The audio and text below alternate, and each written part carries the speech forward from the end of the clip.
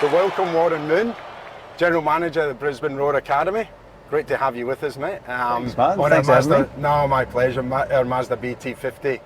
I really love the tray on this MAZDA BT50. It's got plenty of space to hold my Browns Plains Mazda Football Fundamentals equipment. I especially like the mounted top roll cover that comes over the top of it. That keeps everything safe and secure. Mate, we're here to talk about community coach education and I suppose the fundamentals and the start.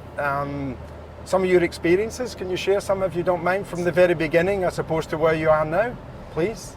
Yeah, well, I mean, I obviously Queenslander. I came here at a very young age from England, but I definitely feel like a Queenslander and grew up in Brisbane.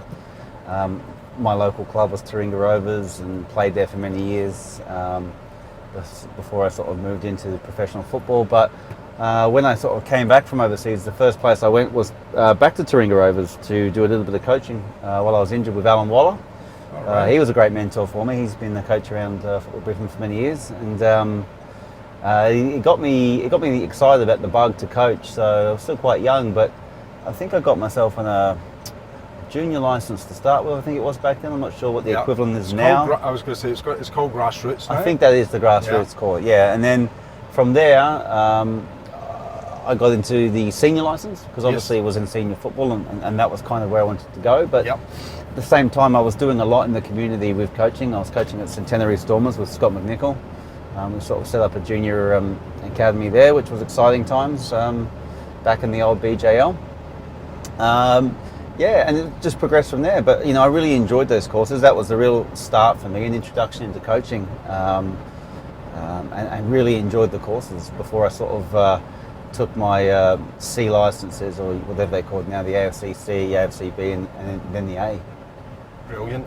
So again, from an experience point of view, like, how important is it to get the fundamentals? How important is it to be a grassroots coach at the very, very beginning? And give us, again, share us some of your experiences from the very, very beginning, like working with mums and dads that I suppose have never actually kicked a ball or never been involved with the game before. Can you share some of your experiences? Yeah, look, I mean, obviously that's the biggest challenge, but I think we've got to get one thing right, is that that's the critical age. Like, we're talking about these young kids, and obviously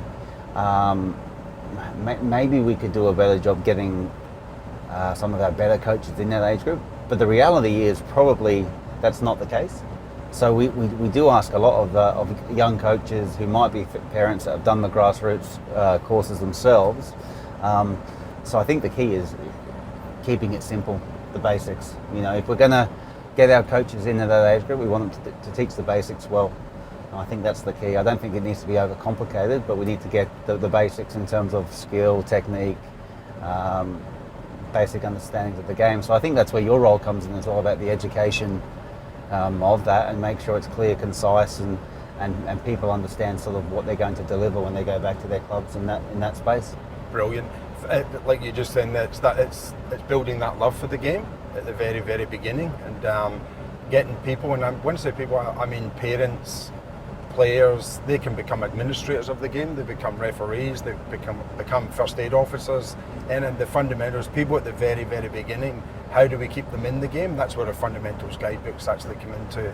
I think it's sort of come into its own at the moment, that it's not actually a coaching guidebook, it's more a resource on simple practices. But you've just mentioned Scott McNichol, any other people, and Alan Waller, great names, unbelievable names in the game, and they've got so much experience. And obviously Scott's father Brian's one of the original RDOs. Well, Brian actually was the who I had on my senior license, so Brian was the instructor on that course, and I really, when I understood what he was saying, I got a lot out of it. It was really good, really thoroughly enjoyed that. And look, a lot of people around Brisbane football who I've loved learning off over the years, whether it be Alan at Taringa or Brian McNichol himself, even people like yourself now, getting to know people, Pat Hedges. It's wonderful trying to learn off these guys, because obviously, even when I was a young coach, the idea for me was to learn as much as I can to try and take back to whatever environment I was in,